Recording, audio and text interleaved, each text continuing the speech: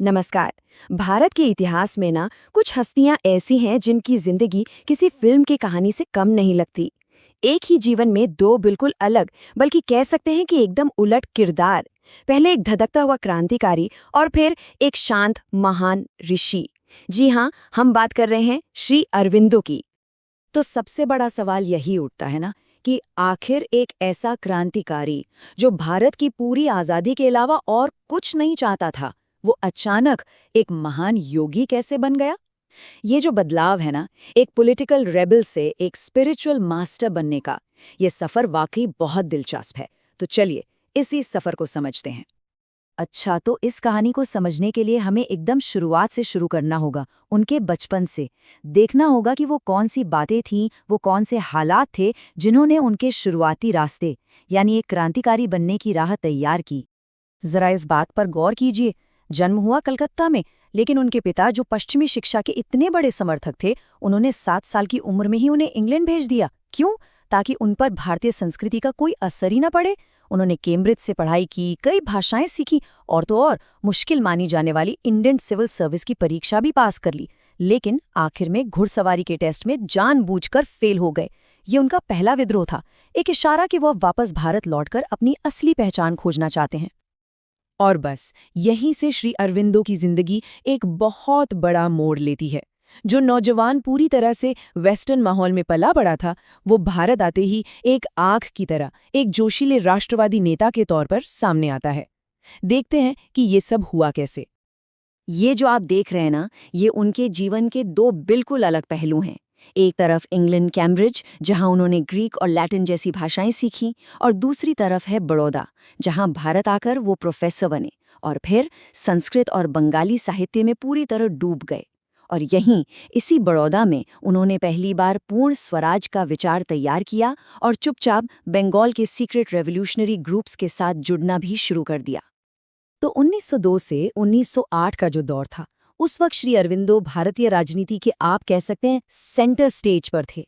वो पहले ऐसे बड़े लीडर थे जिन्होंने कांग्रेस के नरम दल वालों से अलग जाकर साफ साफ कहा, हमें पूर्ण स्वराज चाहिए, पूरी आजादी। उनके अखबार वंदे मातरम में छपे लेख तो मानो आग लगा देते थे, युवाओं में जोश भर देते थे।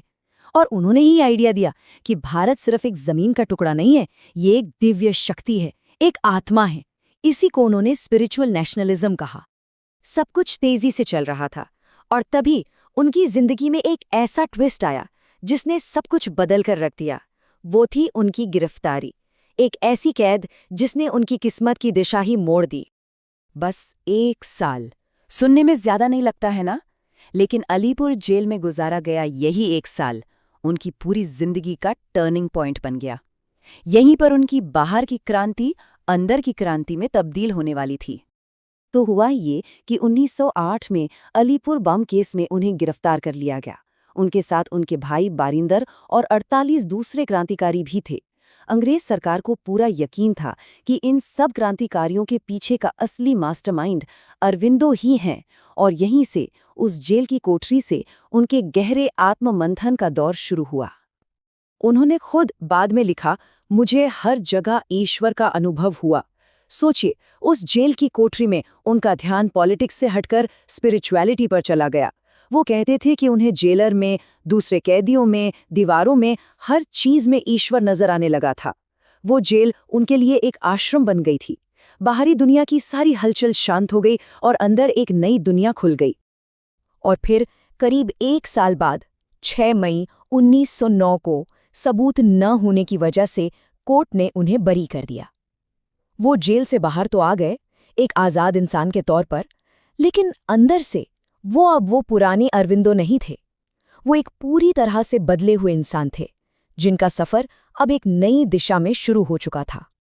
तो यहाँ से शुरू होता है उनकी जिंदगी का तीसरा और सबसे अहम पड़ाव, उनका पौंडीचेरी जाना और खुद को पूरी तरह से योग, दर्शन और साधना के लिए समर्पित कर देना। अब देखिए, भले ही वो बरी हो गए थे, अंग्रेज सरकार उन्हें अब भी एक बड़ा खतरा मानती थी, उन्हें दोबारा जेल में डालने की फिराक में थी। तो इससे बचने के लिए 1910 में वो पौंडीचेरी चले गए, जो उस समय एक फ्रेंच कॉलोनी थी, अंग्रेजों के हाथ से बाहर। और ये कदम उनके एक्टिव पॉलिटिकल जीवन का अंत था और एक महान आध्यात्मिक यात्रा की शुरुआत। पांडिचेरी में ही उन्होंने अपने सबसे खास दर्शन इंटेग्रल योग या जिसे पूर्ण योग कहते हैं उसे दुनिया के सामने रखा। अब ये योग ना बाकी योग की तरह दुनिया से भागने या संन्यास लेने की बात नहीं करता। इसका मकसद है इसी दुनिया में रहते हुए अपनी चेतना को, अपने कॉन्शियसनेस को इतना ऊपर उठाना कि वो दिव्य शक्ति, वो डिवाइन यहीं हमारी इसी दुनिया में, इसी जिंदगी में उतर आए। और पांडिचेरी में ही उनकी लेखनी का वो दौर शुरू हुआ जो कमाल का था। अगले 40 साल उन्होंने सिर्फ गहन साधना और लिखने में ही बिता दिए, और इसी दौरान उन्होंने the life divine, synthesis of योग और सावित्री जैसे महाकाव्य लिखे। ये किताबें आज भी दुनिया भर में आध्यात्मिक साहित्य का खजाना मानी जाती हैं।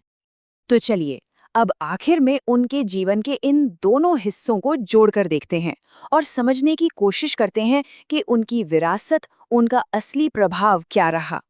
जब हम उनकी पूरी लाइफ को एक साथ देखते हैं तो समझ आता है कि ये दो अलग-अलग हिस्से असल में जुड़े हुए थे। देखिए, सबसे पहले उन्होंने पूर्ण स्वराज का आइडिया दिया।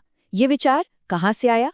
उनके स्पिरिचुअल नेशनलिज्म से, जिसमें भारत एक देवी थी। और फिर यही स्पिरिचुअल नेशनलिज्म का विचार और बड़ा होकर इंटीग्रल योग के ग्लोबल विजन में बदल गया, जो सिर्फ भारत नहीं बल्कि पूरी इंसानियत के विकास की बात करता है।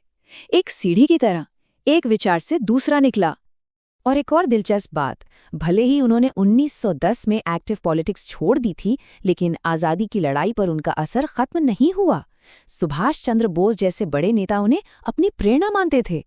और तो और जब 1942 में भारत छोड़ो आंदोलन शुरू हुआ तो उन्होंने पौंडीचेरी से ही अपना पूरा समर्थन दिया था। और उनका ये पूरा सफ़र हमें एक बहुत गहरे सवाल पर लाकर छोड़ देता है। श्री अरविंदो का मानना था कि किसी देश की असली तरक्की सिर्फ पॉलिटिक्स या इकोनॉमी से नहीं होती, बल्कि उसकी आध्यात्मिक चेतना से होती है। तो सवाल ये है कि क्या वाकई किसी देश का, किसी नेशन का भविष्य उसकी कलेक्टिव कॉन्शियसनेस यानी सामूहिक चेतना पर निर्भर करता है? जरा सोचिएगा, ये सवाल आज भी उतना ही जरूरी है जितना तब था।